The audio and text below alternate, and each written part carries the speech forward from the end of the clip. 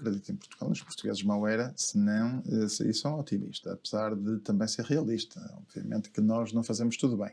Mas eu estou confiante naquilo que é o trabalho desta Comissão Técnica. Primeiro porque lhe foi dado um prazo e segundo porque conheço minimamente as pessoas e acredito que as pessoas estão com vontade de mostrar trabalho e de fazer um bom trabalho dentro daquilo que lhes foi exigido e estão a ser remuneradas por isso, porque é esse o foco. Do ponto de vista daquilo que é a posição da Ordem dos Engenheiros, nós fomos claros em setembro último, em 29 de setembro, antes de eu próprio, como bastonário, ter sido nomeado para a Comissão de Acompanhamento. Exato. Em dizer que a Ordem dos Engenheiros, juntamente com a Ordem dos Economistas, defende para Portugal soluções não duais. Na altura só havia uma em cima da mesa que era Alcochete, agora há 3, e portanto, para nós defender que aquilo que a Comissão Técnica decidir, aquilo que nós viermos a dizer no dia seguinte, ou que vinhamos a dizer, é simplesmente faça-se. Está decidido, faça-se. Há um intervalo, que é a decisão política. A decisão política cabe naturalmente aos governantes e, portanto, decida-se para se fazer. E depois dessa decisão política, quanto tempo é que demora a fazer um aeroporto novo? Um aeroporto de Rios, que é disto que estamos a falar. Ora bem, depende do que nós quisermos, porque nós temos que perceber que se há prazos que são burocraticamente impostos. Se eu disser que um estudo de impacto ambiental ou de avaliação estratégica tem que demorar no máximo 2 anos, por lei, eu vou ter que dizer que durante 2 anos nós podemos estar à espera. Até pode aparecer antes, mas pelo menos 2 anos são 2 anos que vamos perder. Se excepcionalmente... Faria sentido já estar a fazer estudos de impacto ambiental para todas as opções? Acho que não. Acho que não vale a pena, não temos engenharia para isso, estamos a desperdiçar esforço e dinheiro e eu penso que não havia um ganho substancial com isso. Até porque também achamos que algumas soluções são absolutamente hipotéticas e, portanto, estar a replicar por 9 capacidades que nós temos que já são exíguas, se calhar não. Acho que é melhor fazer bem aquilo que nós vamos fazer, se decidirmos aquilo, do que estar a fazer 9 só para depois terceiros decidirem. Acho que não é por aí. Se fossem 2 soluções, ainda admitia responder afirmativamente. Agora, após o estudo de impacto ambiental, mas eu sou daqueles que defendo que o estudo de impacto ambiental, com equipas fortes e robustas, não é como secar um terreno demora 1 ano a secar, temos que esperar 1 ano para o terreno secar e compactar. Aqui não, aqui depende de dimensão, é claro que há diagnóstico, há observações, etc., mas muitas dessas observações já estão pré-assumidas, aí nós já sabemos quais são as aves do Tejo, quais são as aves da volta de Lisboa, qual é a sinistralidade sísmica, não precisamos estar à espera de algum... Claro que uma outra pode ser que sim, mas também podemos alargar a margem de erro e parametrizar mais para trás e para a frente e acelerar o processo. Ou seja, defende que esse estudo devia ser feito muito mais rapidamente, 6 meses? Certamente, juntamente com o projeto e o projeto de execução depois, que é o último, esse projeto de execução tem que ter, pode ser em simultâneo com o projeto e não antes do projeto para depois o projeto condicionar. Claro que pode haver depois reprovações do ambiente, mas aí também pode haver ajustamentos e criar um prazo simultâneo e outro não, para que a fase final do projeto já contemple tudo aquilo que tem a ver com as questões sociais, ambientais e económicas. Bom, e por aí estamos a ganhar prazo. Eu não defendo que nós tenhamos mais prazo administrativo que de execução. Porque é urgente para Portugal, não é só é na região de Lisboa, é certo, mas é para Portugal um aeroporto nacional.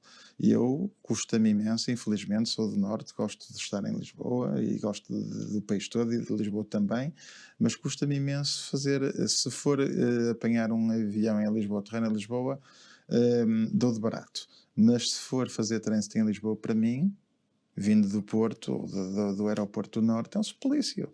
Ou chego atrasado ao perco avião, ou não há condições, ou demoro mais dentro da pista. No outro dia demorei mais a ir de autocarro do avião para a Gare do que propriamente no ar, no avião do Porto para Lisboa.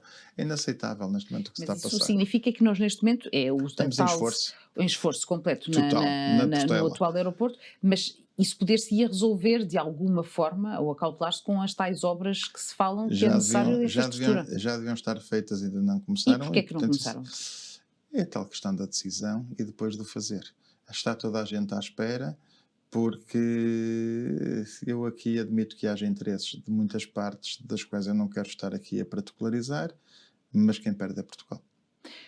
Mas nós sabemos que um aeroporto não se constrói em 2 anos, nem em 3, nem em Não, 4 e não portanto é assim, constrói. essas obras são sempre urgentes. Essas são urgentes, deviam estar já a ser feitas. Acho que vão começar a curto prazo, segundo, penso eu, segundo já ouvi em muitos fóruns e até responsáveis dessas matérias. O próprio Ministro das Infraestruturas já veio dizer que as obras na Portela estão para começar. Mas depois, um aeroporto de raiz não tem necessariamente que ser feito todo de uma vez. Seja Alcochete, seja Santarém, seja Vendas Novas, a solução encontrada, se for a das não duais, ou seja, o de raiz, podem perfeitamente coabitar durante a primeira fase. Vamos imaginar que nós, num aeroporto de grande porte, numa primeira fase, pomos só um primeiro terminal e 2 pistas, que é aquilo que se quer fazer no Montijo. No Montijo, aliás, até é só uma pista.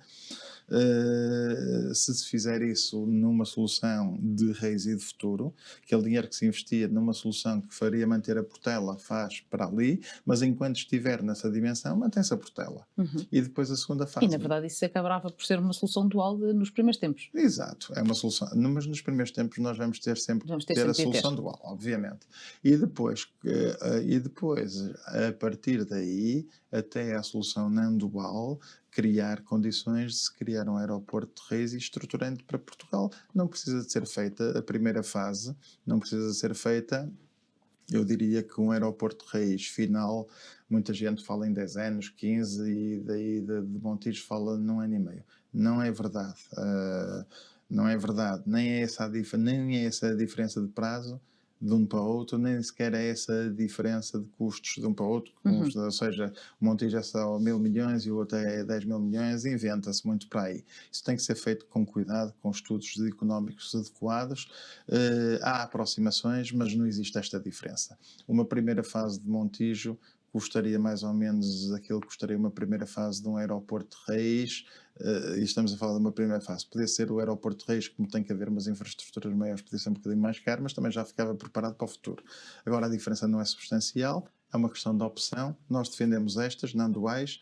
Agora, o importante neste caso é fazer-se, e nós acreditamos que uma primeira fase de um grande aeroporto pode ser feita em 4, 5 anos, como seria feito o Montijo, se tiver os estudos de impacto ambiental adequadamente feitos, e já um e outro tiveram. Se for Alcochete, se for Santarém ou Vendas Novas, tem que se fazer de novo, é mais um bocadinho. Mas relativamente ao aeroporto no seu todo, em 8 anos, no máximo 10, mas eu diria que 8. Mas os prazos mais pessimistas, defendidos já pelo ex-ministro das Obras Públicas, no limite dos limites era 2035, mas eu penso que nós conseguimos abreviar prazo, mas mesmo que seja 2035, desde que intermediamente tenhamos uma primeira fase dessa solução não dual, acho que Portugal, juntamente com este tal reforço e mitigação de problemas na Portela, consegue suportar o problema na próxima década.